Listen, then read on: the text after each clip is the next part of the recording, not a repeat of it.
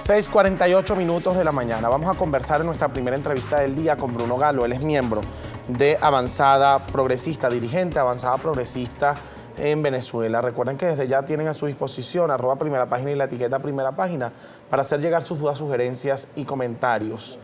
Hay muchos puntos que trocar, sobre todo cuando tenemos un dirigente de Avanzada Progresista que en los últimos días, desde la aprobación de la reinserción de Venezuela al TIAR, ha sido motivo de duras críticas, porque hablan de que son movimientos o partidos políticos que están contribuyendo a la separación o la división de la misma oposición venezolana, considerándose ustedes mismos opositores al gobierno del presidente Nicolás Maduro.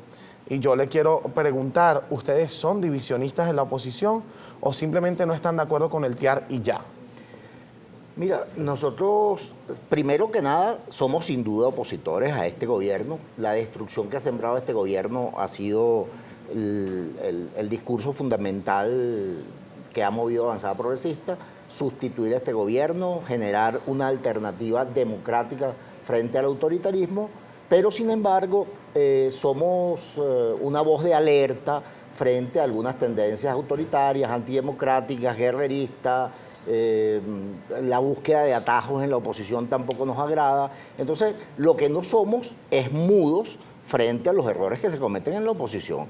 Nosotros somos definitivamente opositores. Hemos dicho que, por ejemplo, Juan Guaidó representa una esperanza en el liderazgo opositor, pero mudos no somos, ni vamos a hacerle coro a posiciones que nos parecen equivocadas, como por ejemplo esa del TIAR, donde se reincorpora Venezuela a un tratado que hasta ahora a América Latina le ha sido inútil. ¿Es el único error?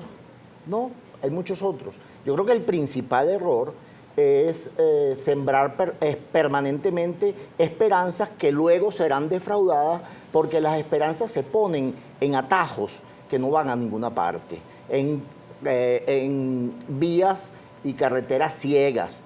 Entonces, cuando tú invocas figuras como, por ejemplo, la del abandono del cargo y le generas expectativas a la gente que en 30 días habrá elecciones, que en poco tiempo habremos salido de este nefasto gobierno, pero luego esas esperanzas son defraudadas, entonces estás cometiendo un gravísimo error.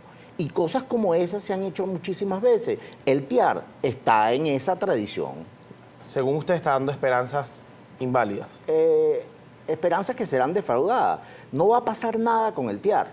Es decir, es un gesto simbólico que pretende convertirse en una amenaza creíble para el gobierno, pero que, dada su historia, pocas posibilidades tiene de convertirse en amenaza creíble. Usted mencionaba algunas alianzas guerreristas, así las tildaba. Y sobre algún tema ya ha trascendido bastante información, críticas y además apoyo de otros sectores. El cabildeo con empresas canadienses para la solución de la situación política, económica y humanitaria del país. Así es. Existen controversias porque hay muchos lobbies citados con distintas empresas para poder saldar este tipo de situaciones que está viviendo Venezuela. Pero no todas las empresas son como las que se citan en este cabildeo. ¿Qué podemos decir sobre este tema? Bueno, la verdad es que Venezuela y dirigentes venezolanos, partidos venezolanos, organizaciones venezolanas han contratado cientos de lobbies que pueden ser vistos en la misma página en la que se ve que Avanzada Progresista y Henry Falcón contrataron un lobby. Ahí no hay ¿Por qué se habla entonces de esta?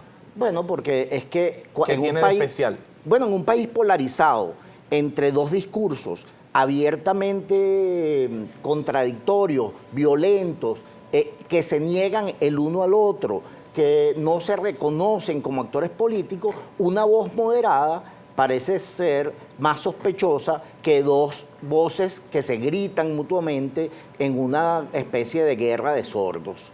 Claro. Entonces, cuando aparece una voz moderada que pide un cabildeo para la moderación, entonces eso parece, bueno, explosivo. ¿Y esas no son esperanzas estériles? Bueno, nosotros estamos trabajando en la búsqueda de vías realistas. Y la única vía realista, Jalín, es la posibilidad de entendimiento entre los venezolanos. Pero con tantos lobbies que se han citado, que usted mismo los ha mencionado acá, ¿por qué entonces confiar en este cabildeo y no en los demás? Bueno, no sé si este cabildeo va a dar mejor resultado que los demás, pero tiene un objetivo diferente. Cuando el objetivo de los otros es promover salidas de fuerza, el objetivo del nuestro es promover ayuda humanitaria, salidas consensuadas, diálogo, negociación y ese tipo de cosas que nos parecen mucho más realistas. En un estado en el que dos fuerzas equilibradas tienen 20 años confrontadas, yo creo que no hay otra salida que la que esas dos fuerzas dialoguen y busquen consenso de cara a consultar a la gente y reestructurar la República, reinventar la República. Hay un tema político bastante interesante respecto a Avanzada Progresista. Avanzada Progresista, cuando parte de la oposición llamaba a la abstención en las elecciones del 20 de mayo, pues Henry Falcón es candidato presidencial, luego desconoce este proceso electoral. Luego Avanzada Progresista, en el caso del TIAR, dice no estar de acuerdo con el TIAR. En el caso de los cabildeos, tilda quizás de guerrerista a otro tipo de lobbies que se hayan citado para solventar esta situación. ¿Avanzada Progresista está alineada con otros grupos de oposición venezolana o es una oposición especial, distinta, aparte? No es aparte. Hay otras organizaciones, otros dirigentes venezolanos, connotadísimos dirigentes venezolanos como Eduardo Fernández, Claudio Fermín, El MAS, Soluciones, Cambiemos, que tienen posiciones similares, posiciones que intentan buscar salidas consensuadas, que intentan ponerse de cara a los ciudadanos para consultarles, que definitivamente sean los ciudadanos los que decidan cuál es el proyecto que ellos quieren que ¿Fue un error Venezuela. ser candidato presidencial por parte de Henry Falcón el 20 de mayo? Fue un error por parte del resto de la oposición, que en una coyuntura en la que Nicolás Maduro tenía el 80% y más de rechazo, nosotros no presentáramos una candidatura unitaria, nosotros no convocáramos todos los opositores a derrotar el proyecto autoritario y a tratar de conseguir las mejores condiciones posibles. Pero después, al desconocer las elecciones y desconfiar del Consejo Nacional Electoral, ¿no le dieron la razón a esa oposición que llamaba a la abstención? No. A ver, la enorme avalancha de guerra sucia que hubo contra la candidatura de Henry Falcón puso en juego la posibilidad de triunfo. También el gobierno cometió excesos en esa campaña electoral. Eso nos llevó a desconocer. Ahí hubo un acuerdo con el gobierno para que se cumplieran ciertas